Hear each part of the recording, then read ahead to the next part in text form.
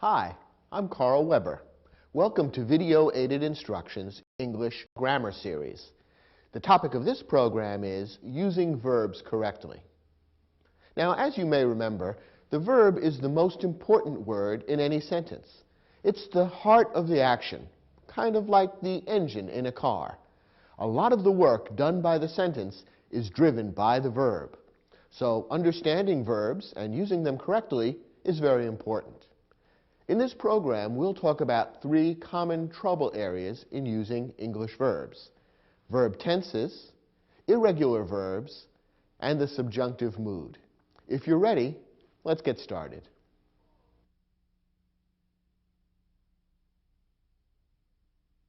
Verb tenses define the time when an action occurs.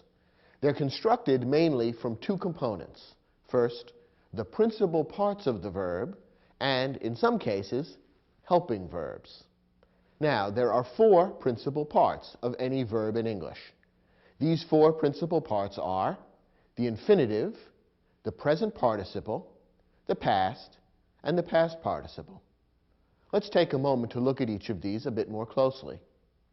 First, the infinitive. The infinitive is the basic form of the verb. Take a verb like to cook. The infinitive is cook, and the basic form of the verb is the same, cook. The present participle ends in the letters ing.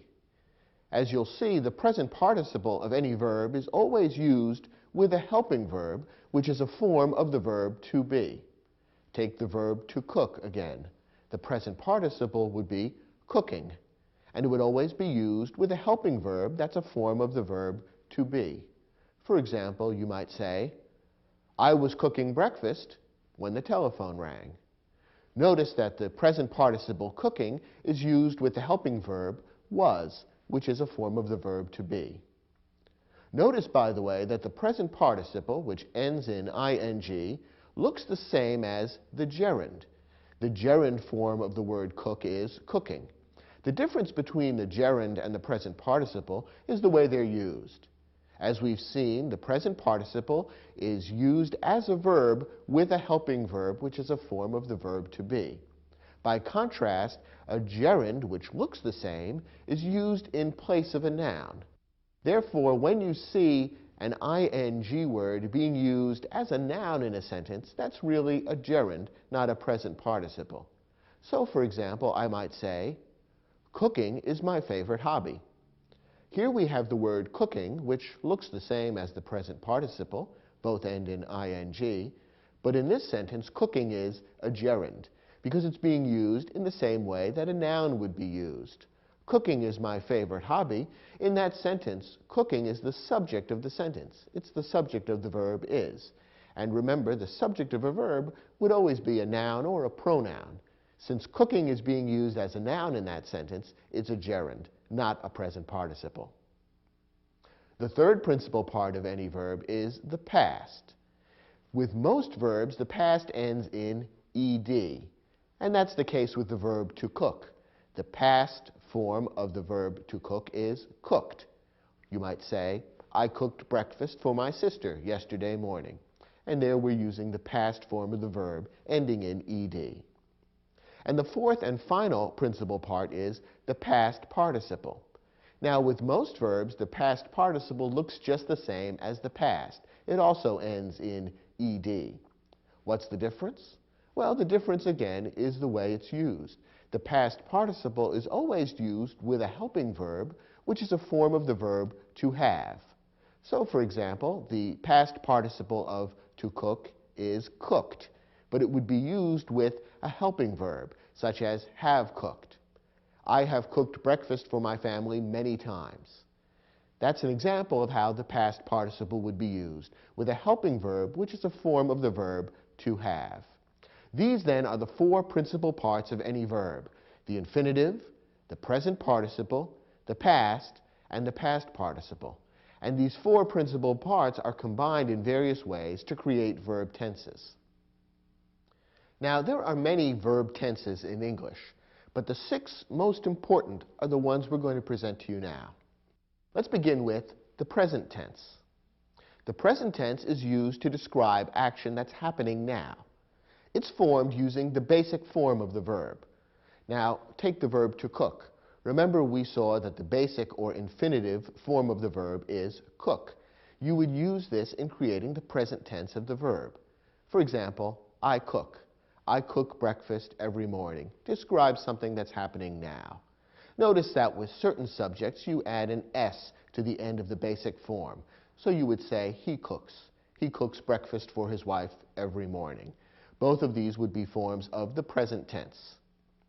The second tense to know is the past tense. The past tense describes action happening in the past.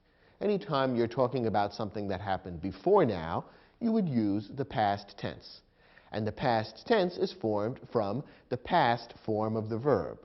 Remember that with most verbs, the past form is created by adding ed to the basic form of the verb. And that's the way it is with the verb to cook. He cooked dinner last night. We're describing now something that happened in the past, not now, but at a time sometime before now, namely last night. So we would use the past form of the verb ending in ed. The third tense is the future tense. The future tense describes action happening in the future. Now, the future tense is created by using the basic form of the verb and preceding it with the helping verb will.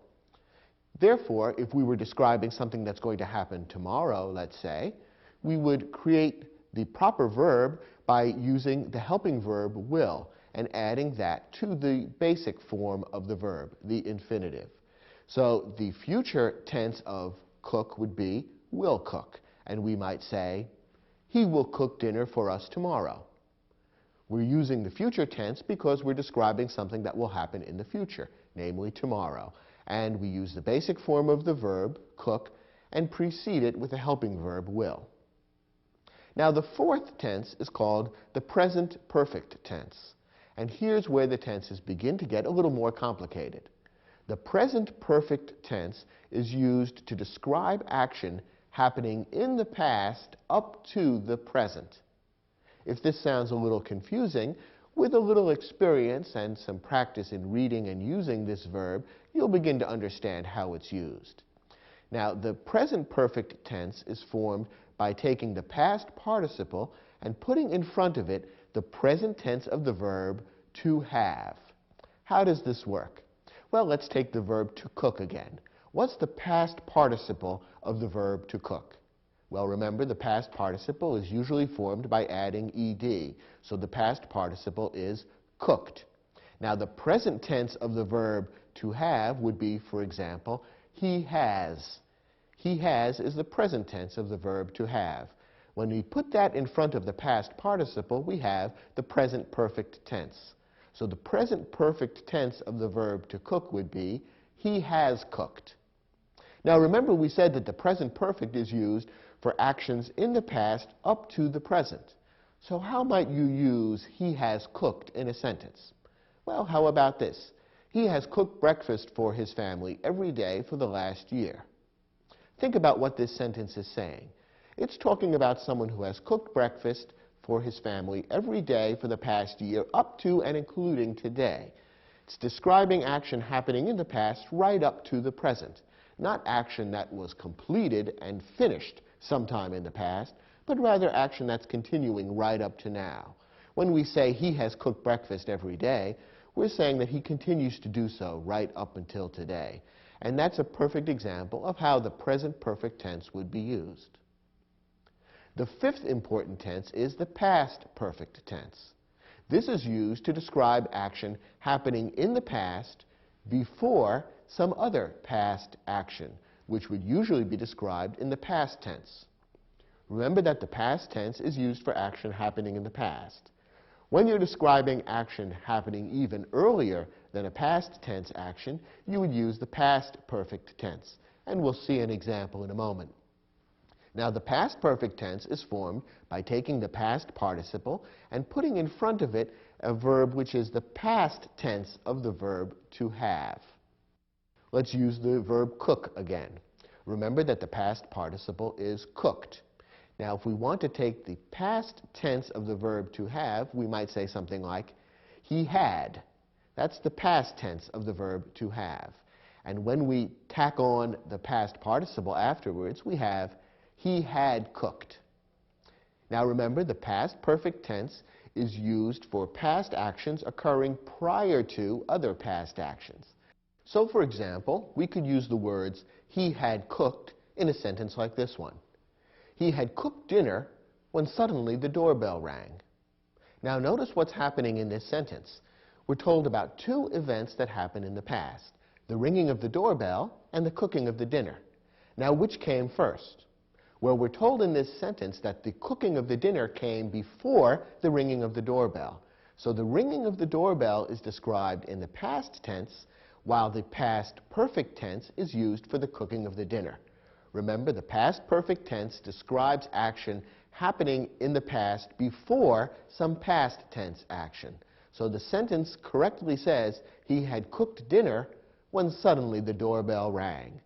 The correct sequence of events is clearly explained by the two different tenses that are used in that sentence. Now, the sixth and final basic tense in English is the future perfect tense. This is used to describe action happening in the future before some other action, which is usually described using the future tense. The future perfect tense is created by using the past participle preceded by the future tense form of the verb to have. Now, the future tense of the verb to have is formed with the words will have. So when we take the words will have and follow them by the past participle, we end up with the future perfect tense. Now, once again, for the verb to cook, the past participle is cooked. So the future perfect tense would be formed by using will have followed by cooked. For example, he will have cooked. How would we use this in a sentence? Well, remember, the future perfect tense is used to describe some future event happening before some other future event. Let's look at this example. He will cook dinner tomorrow night, and then he will have cooked dinner every night for a week. Notice what's happening in this sentence. Tomorrow, we're told, he will cook dinner, and when he does that, he will have cooked dinner every night for a week. The action of cooking tomorrow's dinner is taking place in the future tense. He will have cooked dinner every night for a week describes action taken prior to the cooking of tomorrow's dinner. So there's an example of how the future perfect tense is used. Of the 6 basic tenses in English, the future perfect tense is the one that's used least often. Now, how can you be sure that you're using these 6 different forms of English verbs correctly? Here's a tip on using verb tenses properly. The most important thing is to make sure that the tenses you choose match the time of the action and show how different actions are related to one another in time. This means that when 2 actions occur at the same time, they should normally be described using the same verb tense. When 2 actions occur at different times, the verb tenses should show which occurred first and which occurred later. Let's look at a couple of sample sentences that illustrate how this works. Before I cooked dinner, I had walked to the supermarket. In this sentence, 2 actions are described, cooking dinner and walking to the supermarket. What's the sequence of events? Which happened first, which happened later? Well, the first thing that I did was walking to the supermarket. The second thing was cooking dinner. Both are past events, so the proper way to show the time sequence here is to put one event in the past and the event that happened before that in the past perfect tense. And that's done correctly in this sentence. I cooked dinner is in the past tense. I had walked to the supermarket is in the past perfect tense. And that shows that that event happened before the cooking of the dinner. Here's another example. After Miguel sings a song, Annalisa will dance for us. Once again, there are 2 events described in this sentence, Miguel singing and Annalisa dancing. Which is going to happen first and which one will happen second? Well, Miguel singing will happen first, Annalisa, her dance, will happen second. And once again, the tenses are being used correctly here. Miguel sings a song is in the present tense, which tells us that Miguel is singing right now, or perhaps is just about to begin singing. Annalisa's dancing is in the future tense. Annalisa will dance. And that tells us properly that that event is happening after the singing of the song by Miguel. One more example. You will complete your studies next spring. By then, you will have attended over 90 hours of classes. Once again, there are two events described in this sentence. The first event is you're completing your studies. That's described in the future tense because it's something that's going to happen in the future, specifically next spring. You will complete your studies. That's the future tense. Now, what about the attending of over 90 hours of classes? Well, that's something that's going to happen prior to your completing of your studies. After all, attending all those classes, all of that is part of the process of the studies. So that's an event happening in the future prior to a future tense event. Therefore, it should be set up in the future perfect tense, and that's correctly done in this sentence. You will have attended over 90 hours of class. Will have attended is the future perfect tense, and that tells us that that event is going to happen prior to the completion of the studies. In all of these sample sentences, two events occur, and the proper verb tenses have been selected to make it clear which event comes first and which event comes later. Do you think you have a handle on how these 6 basic English verb tenses are used? Good. Turn to your study guide. You'll see we've created an exercise that will give you a chance to practice your understanding of how to use verb tenses to indicate the time when an action occurs. Try your hand at the exercise, and when you're finished, come back and we'll look at the questions together.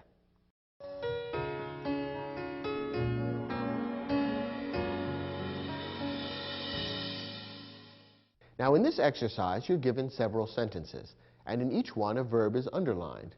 Your job is to figure out the time when the action described by the verb is taking place, and to use cues in the sentence to help you figure out whether the proper tense has been used. If the wrong tense has been used, your job is to figure out what tense would express the time of the action accurately. Let's look at the first example. I am a student at the Henderson Academy. I study there for the past 2 years. Now, in this sentence, the verb study has been underlined, and study is a present tense verb. It would be used to describe actions taking place right now. Now, is that the correct tense given what's happening in this sentence? Well, there are 2 actions described in this sentence. One is, I am a student at the Henderson Academy. Now, that's a present tense verb, meaning that being a student at the Henderson Academy is something that's happening right now. What about the studying? Is that something that's happening right now? Well, yes and no. Because I'm a student at the Henderson Academy, I am studying there now, but I've also studied there over the past 2 years. The sentence makes it clear that this is an event which took place in the past and is continuing up to today. Now remember, what English tense is used to describe that kind of action? The answer is the present perfect tense. The present perfect tense is used to describe activities that are happening in the past up to and including today. And since the studying is taking place in the past and up to today, we want to use the present perfect tense for that verb. And the present perfect tense, you'll recall, is formed by using the past participle and preceding it with the present tense of the verb to have. The correct form for this verb then would be have studied. That would be the present perfect tense, and the sentence would then read, I am a student at the Henderson Academy. I have studied there for the past 2 years. And now the proper sequence of events is perfectly clear. Let's take a look at the next example. By the time of our arrival in Houston next Sunday, we have traveled over 500 miles. Now in this sentence, again, 2 actions are being described. One is the arrival in Houston, and the other is the traveling over 500 miles. Now, when will these events take place, and what's the proper sequence? Which one will happen first? Which one will happen second? Well, we're told that the arrival in Houston is going to take place next Sunday, so that's a future event. Now, what about the traveling? Is the traveling going to take place before or after the arrival? Well, the traveling will take place before the arrival, because after all, we have to travel before we can arrive. So the traveling 500 miles is a future event that is taking place prior to some other future event. And therefore, we want to use the future perfect tense. And remember, the future perfect tense is formed by using will have as the helping verbs. So the proper form for this underlined verb would be will have traveled. And the sentence would then read, by the time of our arrival in Houston next Sunday, we will have traveled over 500 miles. And that lays out the sequence of the two events in this sentence quite clearly. Next example. Before he sprained his ankle, Charles exercises in the weight room 3 times a week. Once again, there are two events in this sentence. Charles sprained his ankle. That's a past tense event. That means it happened in the past. Now, before that, something else happened, namely Charles exercising in the weight room 3 times a week. What's the best tense to use to describe a past event happening prior to some other past event? The past perfect would be the best tense to use in that circumstance. So the right way to phrase the verb exercises would be had exercised. That's the past perfect form of the verb. And the sentence would then read, before he sprained his ankle, Charles had exercised in the weight room 3 times a week. Next, when she applied for her job at the airline, Diane stated that she had served in the U.S. Air Force. Now, we actually have 3 different events or activities in this sentence. She applied for her job at the airline. That's one event, and that's taking place in the past. Diane stated, so Diane stated or said something. That's another past event, and that took place at the same time as the application. And that makes sense. Part of the application for the job is explaining about her background. So she applied, she stated. Those are 2 past tense events, both described using the same verb tense and both describing events in the past happening more or less simultaneously at the same time. And then we have the third event, that she had served in the U.S. Air Force. Now, serving in the U.S. Air Force also happened in the past. Did it happen at the same time as the application and the statement? No, it happened before. She applied for the job at the airline, but before that, she had served in the U.S. Air Force. So the proper tense to use there would be the past perfect tense. Because remember, the past perfect tense is used to describe a past event happening before another past event. Now, is the past perfect tense used in this sentence? Yes, it is. Had served is the past perfect tense. So this particular sentence is perfectly correct. All the verbs used here are properly used, and they lay out quite clearly what the sequence of events is in this sentence. Next example. Last month, Luis has captured his 3rd consecutive championship in a college swim meet. Now, what's the timing of the event that's happening in this sentence? Well, we're told that it happened last month, so we can see that this is a past event being described. Now, what verb tense is being used here? What form of the verb is being used in the underlined verb? It says has captured. Now, has captured is the present perfect tense. Remember, the present perfect tense is uses the past participle, captured, together with the present tense of the verb to have. So here the present perfect tense is being used. Is that the correct tense to use in this sentence? Remember that the present perfect tense is used to describe past events extending up to today. Now, is the capturing of the championship by Luis, is that a past event continuing up to today? Not really. He captured the championship in the college swim meet last month. It happened then, and it was completed then. Therefore, this is simply a past action, not the kind of action that should be described in the present perfect tense. Instead of the present perfect tense, the simple past tense ought to be used. So the sentence should read, last month, Luis captured his 3rd consecutive championship in a college swim meet. Because the event took place in the past and was completed in the past, the simple past tense ought to be used, and that would be captured.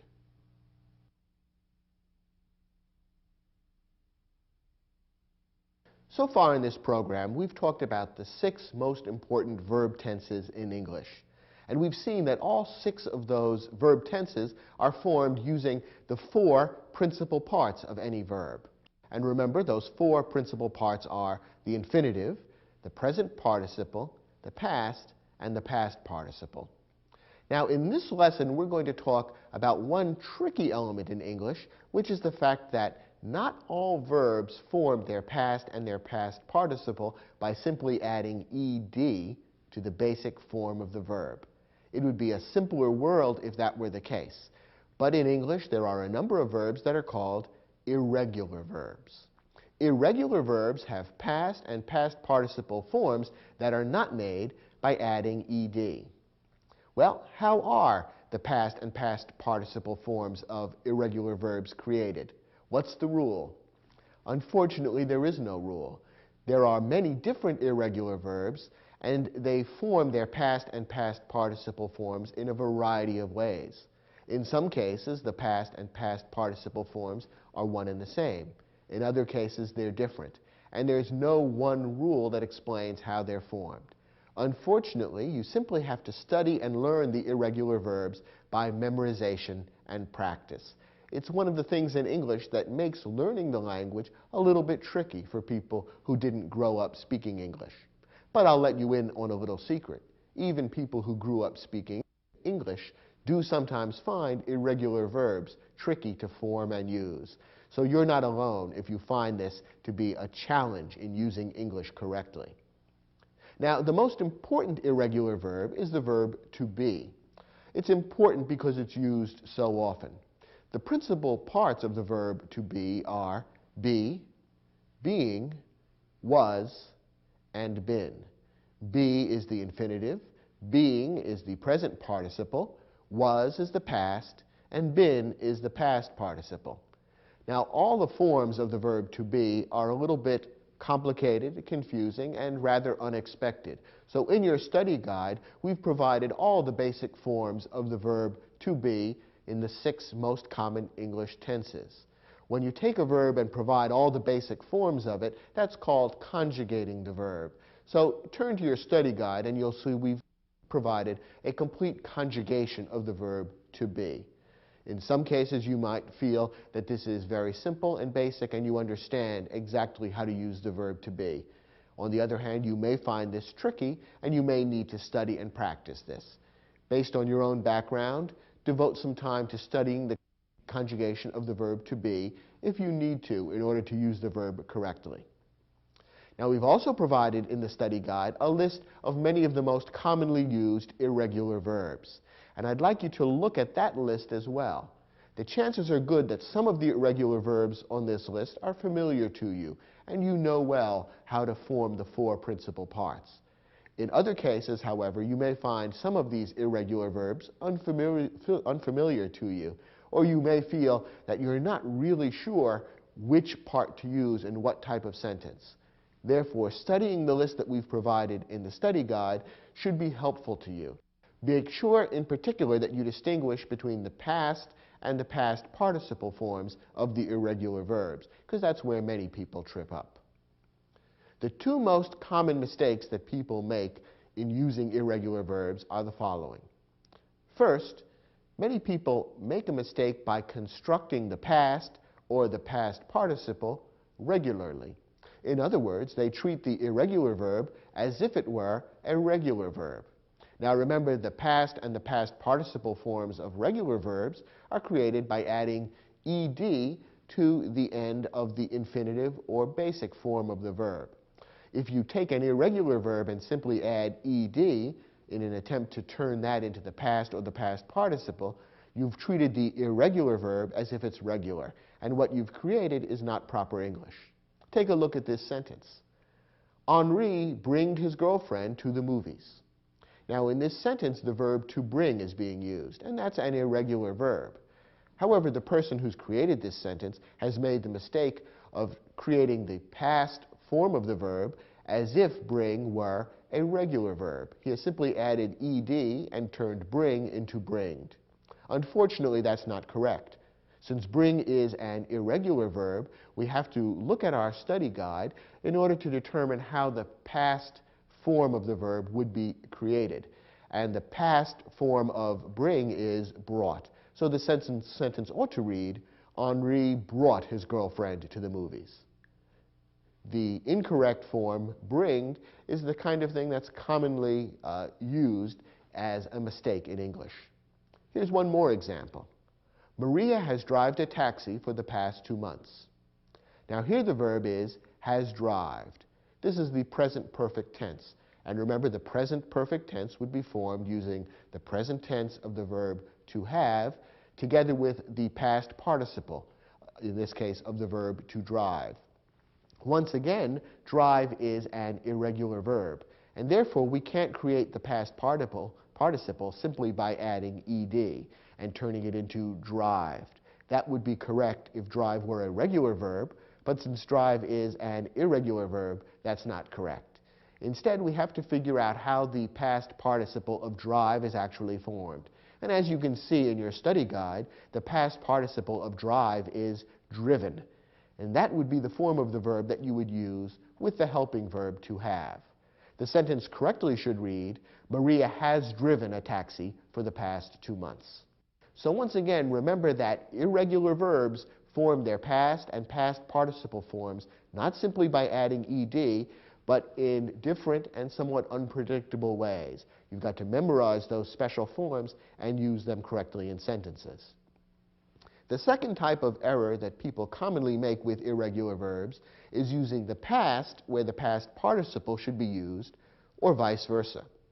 Remember that the past form of the verb is used by itself, whereas the past participle is always used with a helping verb, namely a form of the verb to have.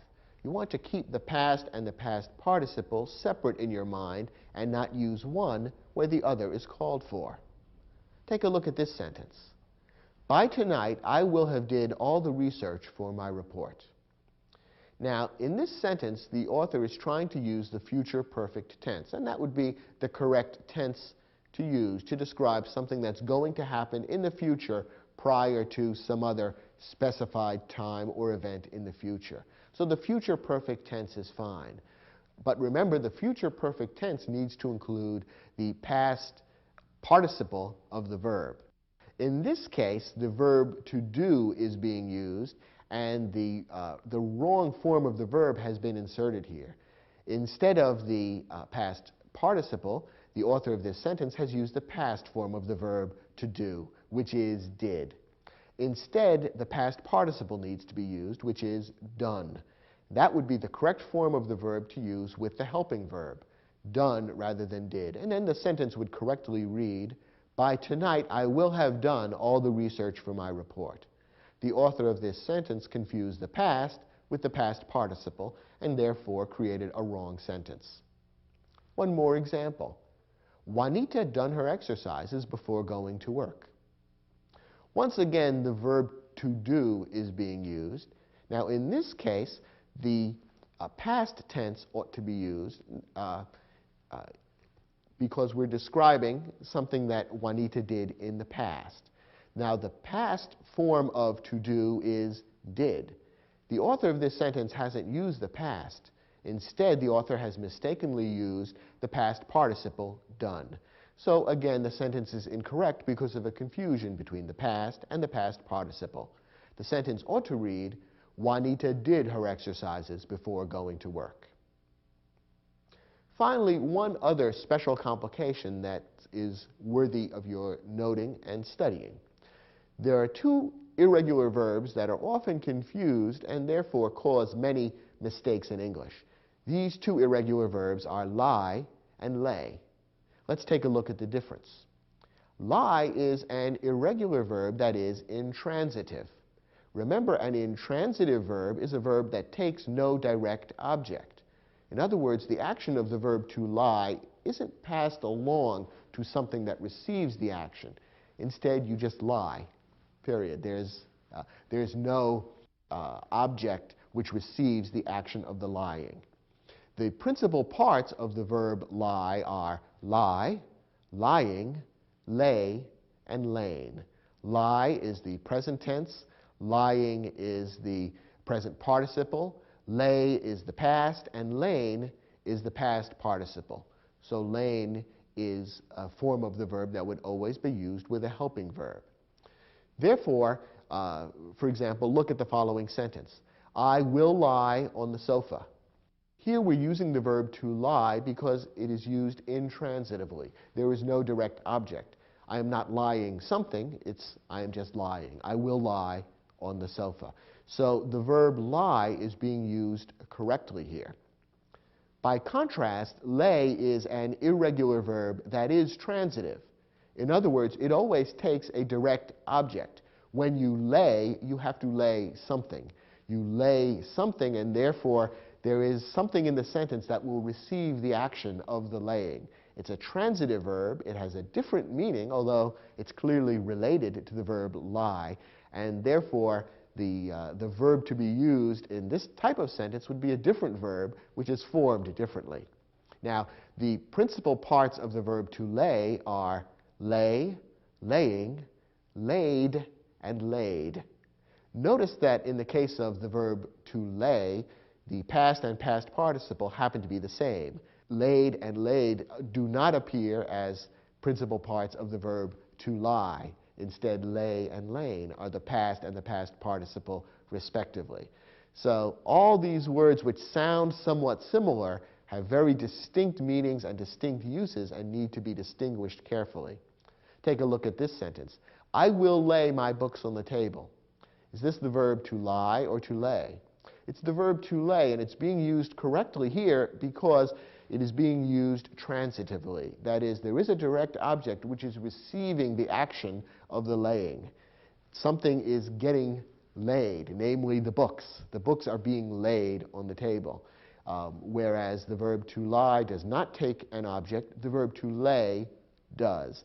And therefore, to lay is being used correctly in this sentence.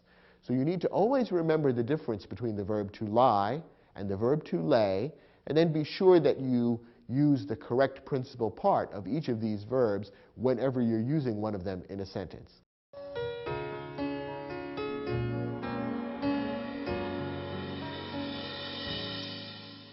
In each of these sentences, an irregular verb is used and underlined. Your job is to decide whether the irregular verb that appears in the sentence is correct, and if not, to figure out what form of irregular verb would make the sentence correct. Let's look at the first example. The mechanic examined the car and discovered that the accident had broken its rear axle. Now, in this sentence, there are three separate events: the examining of the car, the discovery, and the breaking of the rear axle. What is the sequence among these events? Well, the examining of the car and the discovery are both past events. They happened at some time in the past, and they happened at around the same time. In fact, it is while examining the car that the mechanic made the discovery. So those two events are both past events which should be described in the same tense. And that, in fact, is what the sentence does. The past tense is used for both of those events. Now, what about the breaking of the axle? When did that occur? Well, that also occurred in the past, but it occurred prior to the examining and the discovery. In fact, it's because the axle was broken that the driver brought the car to the mechanic in the first place. So the breaking of the axle is a past event that occurred prior to a couple of past tense events. Therefore, the breaking of the axle should be described using the past perfect tense. And that's what the author of this sentence is trying to do. It says the accident had broken its rear axle. Remember that the past perfect tense is formed by using the helping verb had and then the past participle of the verb. Now here comes the crucial question. For the irregular verb break, is broken the past participle? In other words, is this irregular verb correct? The answer is yes, it is correct. If you look on your chart in the study guide, you can see that for the irregular verb break, the four principal parts are break, breaking, broke, and broken. So broke would be the past form, which would be used by itself. Broken is the past participle, which is always used with a helping verb, as it is used here, and therefore this sentence and this verb are both perfectly correct. Next example. Last January, 30 members of the Polar Bear Club swam in the frigid waters of Long Island Sound. Maybe you've heard of the Polar Bear Club. It's a group of men and women who like to swim in very cold temperatures. Now here, the irregular verb swum has been underlined, and the question is this correct or not? First of all, what tense are we dealing with? Well, we're talking about something that happened last January, so this is a past event, and therefore the past tense ought to be used. And the past tense is formed simply from the past principal part of the verb. Now, is swum the past form of the verb to swim? No. Perhaps it sounds wrong to you, but if it doesn't, look it up in your study guide, and you'll see that the past form of the verb swim is swam. The four principal parts of swim are swim, swimming, swam, and swum. So swum is in fact the past participle, and it would always be used with a helping verb, never by itself. In this sentence, there is no helping verb. The past form is needed, not the past participle, so the verb ought to be changed to swam.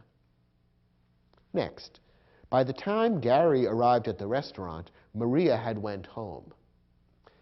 Here again we have two events happening in the sentence. The first event that's mentioned is Gary arriving at the restaurant, and that's described in the past tense. Before that was the time when Maria went home.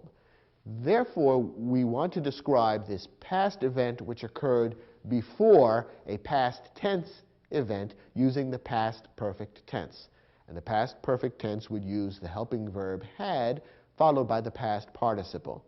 The verb in this case is go. Is the past participle of go went? No, it isn't. Once again, perhaps you can hear that this is wrong. If not, look it up in your study guide, and you'll see that the past participle of go is gone, and that's what ought to be used in this sentence. The past participle is the form that's always used with a helping verb. Instead, the author of this sentence has confused the past with the past participle and has used the past instead of the past participle. Remember, the past would always be used by itself, the past participle with a helping verb. The four principal parts of the verb to go are go, going, went, and gone. And in this case, the past participle gone ought to be used, and the sentence would then read, by the time Gary arrived at the restaurant, Maria had gone home. And that would be correct. Next example. With a triumphant grin, Sam laid his cards face up on the table and declared, 3 kings. So Sam has won this card game, but has the proper irregular verb been used? Well, let's begin by figuring out which of those two tricky irregular verbs would be proper in this sentence. Do we want the verb to lie or the verb to lay? Well, remember, the verb to lie is an intransitive verb that doesn't take a direct object. The verb to lay is a transitive verb that does take a direct object. In this sentence, is there a direct object or not? Is something receiving the action of the laying? Yes, there is a direct object. It's the cards. Sam is laying the cards on the table. Therefore, there is a direct object, and we want the transitive verb to lay. Now, what tense is being used here?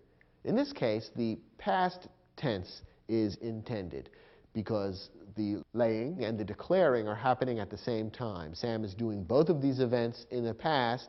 They're happening simultaneously, and therefore the past tense ought to be used for both. Now, the regular verb declare has been presented to us in the past tense, which is correct, declared, but we need the past form of the verb to lay, which is not lain, but rather laid. Remember, the four principal parts of the verb to lay are lay, laying, laid, and laid. Instead, the author of this sentence has confused the verb to lie and to lay. We warn you that this is a very common confusion, and this sentence would be a typical example of how people use the wrong verb and thereby confuse both the meaning and the grammar. The sentence ought to read, with a triumphant grin, Sam laid his cards face up on the table and declared 3 kings. Next example. The famous Boys Choir of Harlem has sung in concert halls throughout the United States. What's being described here is a past action taking place up to and including the present. The singing by the Boys Choir of Harlem is something that has happened in the past and continues to happen today. So the present perfect tense is being used here, and that's formed by the verb has, helping verb, together with the past participle. Now, is sung the past participle of the verb to sing?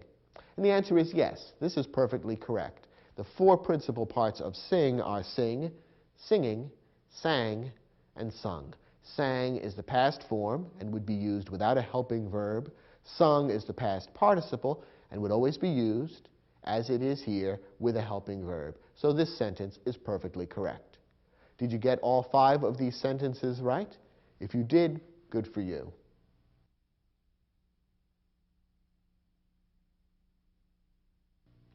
Here's another topic that many native speakers of English find difficult, namely the subjunctive mood. Now, the subjunctive mood is a particular way of using verbs that's rather rare. There are just 2 specific purposes for which the subjunctive mood is used, and in each case, the form of the verb is slightly different.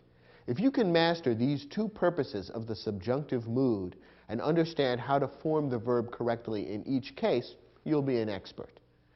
First, the subjunctive mood is used to express a formal request or recommendation in a clause beginning with the word that. In this circumstance, the subjunctive mood of the verb is formed just the same way as the infinitive or basic form of the verb. Here's an example that illustrates how this works. She asked that the workers complete their reports by the end of the day. Now, this sentence, you'll notice, is expressing a formal request or recommendation. She, whoever she is, perhaps she's the boss in this particular company, she is asking that the workers do something. So she is expressing a request or a recommendation. And notice that what she is asking them to do is described in a clause beginning with the word that. She asked that the workers do something, etc. Now, the verb that appears in the that clause needs to be in the subjunctive mood. And that verb is complete. Now, remember we said that when you are expressing a formal request or recommendation in a clause beginning with the word that, you would form the subjunctive mood by simply using the infinitive or basic form of the verb. Now, the verb in this case is complete. That is the basic or infinitive form.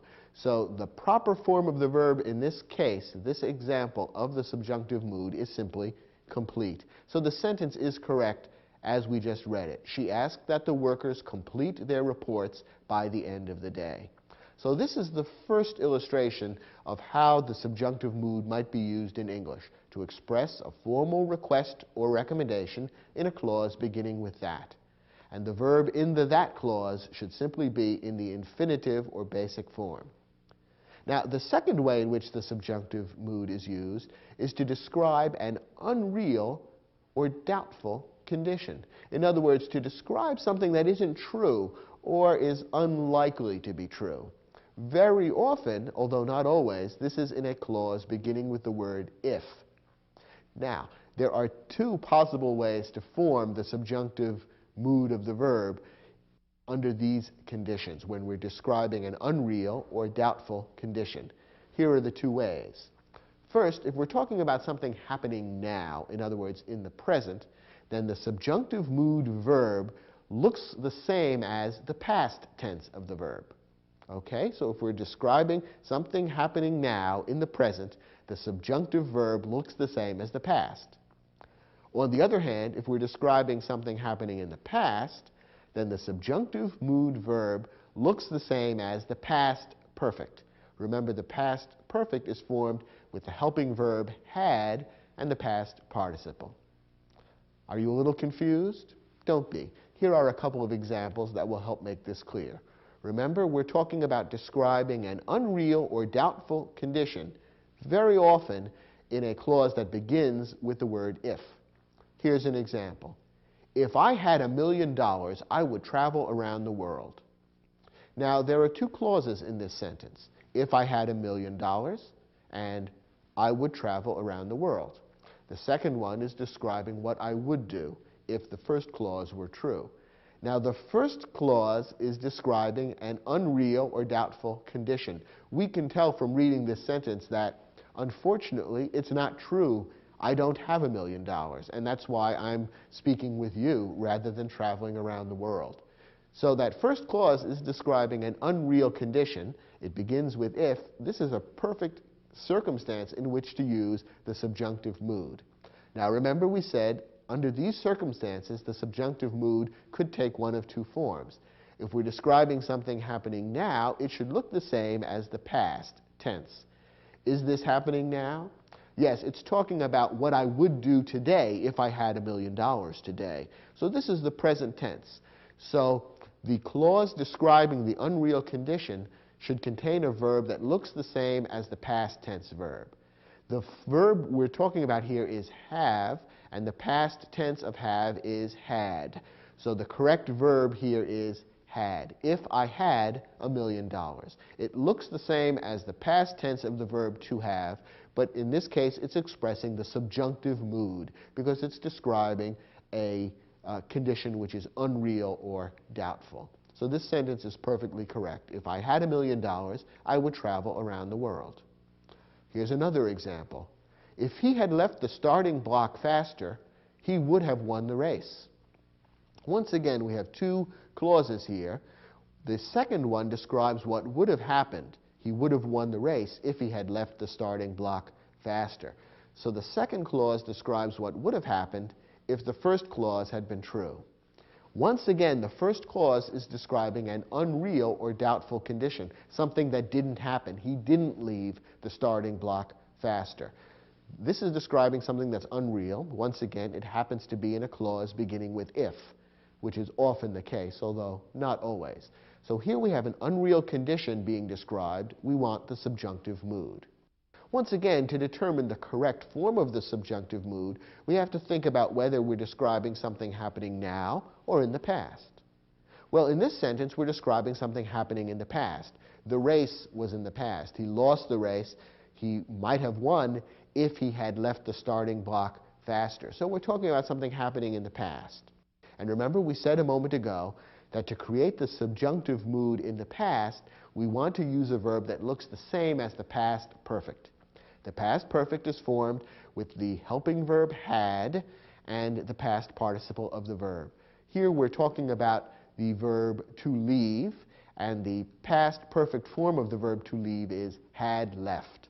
So had left is the subjunctive mood verb for this particular sentence, since we're describing an unreal condition and we're describing something from the past. So the sentence correctly reads, if he had left the starting block faster, he would have won the race. One confusion that people sometimes fall into is writing an if clause describing an unreal or doubtful condition. They throw in the helping verb would sometimes, and that's not right. When you're writing this if clause, you use the subjunctive mood verb and you don't use the helping verb would. So, for example, sometimes people might say, if he would have left the starting block faster. That's incorrect. That's not the right way to form the subjunctive mood. Notice that the verb would does appear in the other clause. He would have won the race, and that's the correct use of the helping verb would. But in the if clause, you use the subjunctive mood, which doesn't include the helping verb would. So avoid that little error that people sometimes fall into. So this is the subjunctive mood. Perhaps you can tell that it's not used that often in English because it's not terribly often that people either express a formal request or recommendation in a clause beginning with the word that, or that they describe an unreal or doubtful condition, often in a clause beginning with the word if. Those two things don't come up in the English language all that often. When they do, however, the subjunctive mood ought to be used, and now you know the right way to form it. So review this lesson from time to time and make certain that on the few occasions when you do need to use the subjunctive mood, you form it correctly.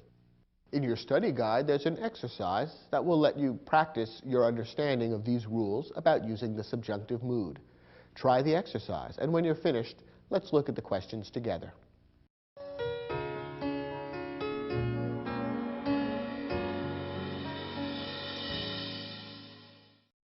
in this exercise, you're given several sentences which require a verb in the subjunctive mood. At the end of the sentence, we've suggested what verb ought to be included in the sentence, and your job is to decide how to form the subjunctive mood correctly given the nature of the sentence. Let's take a look at these examples and see the right way to use the subjunctive mood in each case. If the captain blank that the storm was coming, he would have insisted on returning to port. And the verb that we want to insert in the blank is the verb to know. Now here the subjunctive mood is needed because we have an unreal or doubtful condition being described in the first clause of the sentence.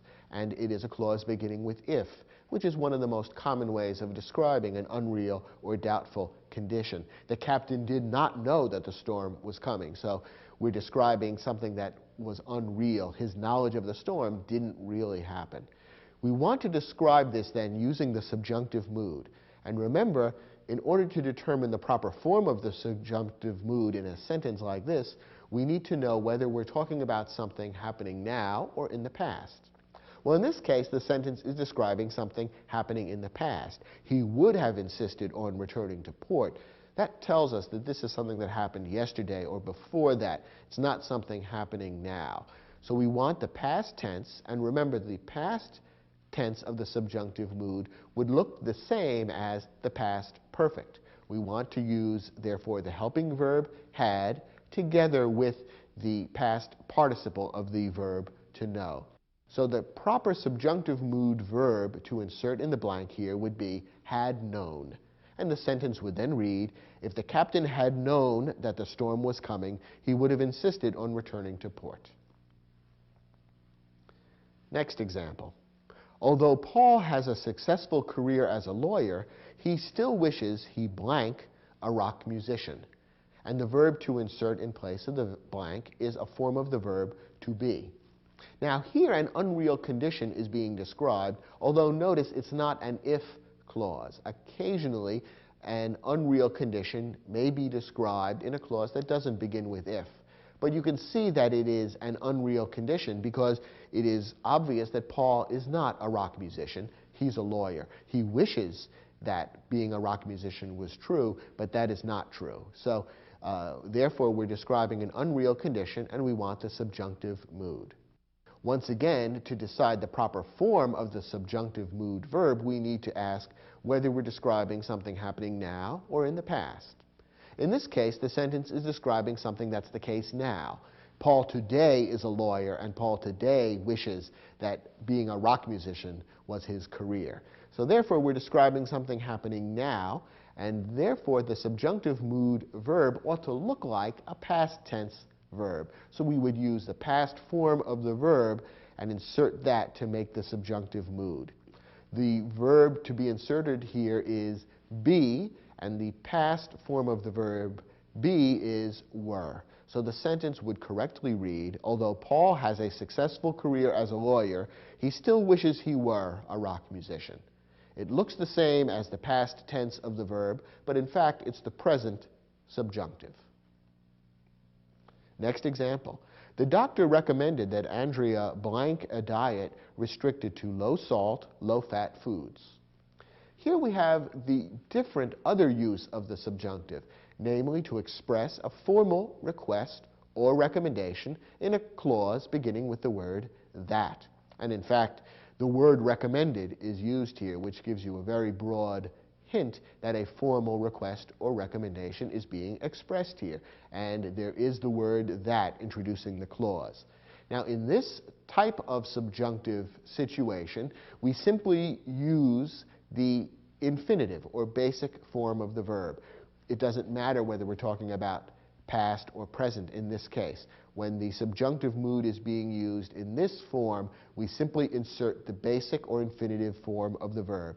So in this case, the infinitive eat is exactly what we insert. And the sentence would now read, the doctor recommended that Andrea eat a diet restricted to low-salt, low-fat foods. And that's the correct form of the subjunctive mood for this sentence. Next, wouldn't you be happy if you blank the next race? and the verb to be inserted is win. Now, once again, we have an unreal or doubtful condition being described, and an if clause is involved. The person who is speaking this sentence doesn't think it's necessarily going to happen that the person she or he is speaking to is going to win the race. The person may win the race or may not. It's a doubtful condition at best. So we have an unreal or doubtful condition being described, and therefore we want the subjunctive mood verb to be inserted, the subjunctive form of the verb win. Now, are we talking about a present or past event taking place here? Well, we're talking about now. We're saying you would be happy if you win the next race. We're talking about something happening now, not in the past. So therefore, we want the present subjunctive, which, remember, looks the same as the past tense form of the verb. What's the past tense form of the verb win? Won. So we simply insert the verb won, and the sentence would correctly read, wouldn't you be happy if you won the next race? Last example. The new law passed by the City Council requires that the mayor blank a budget for approval no later than April 1st. And the verb to be inserted is submit. Now, here again, we need the subjunctive mood because the sentence is expressing a formal request or recommendation in a clause beginning with that. Notice the word that there, and in this case, it's being couched as a requirement of the law. It is requiring that the mayor do something. So the verb expressing what the mayor needs to do should be in the subjunctive mood. And again, for this use of the subjunctive mood, the verb should look just the same as the infinitive or basic form of the verb. So we simply insert the infinitive submit, and the sentence would correctly read, the new law passed by the City Council requires that the mayor submit a budget for approval no later than April 1st.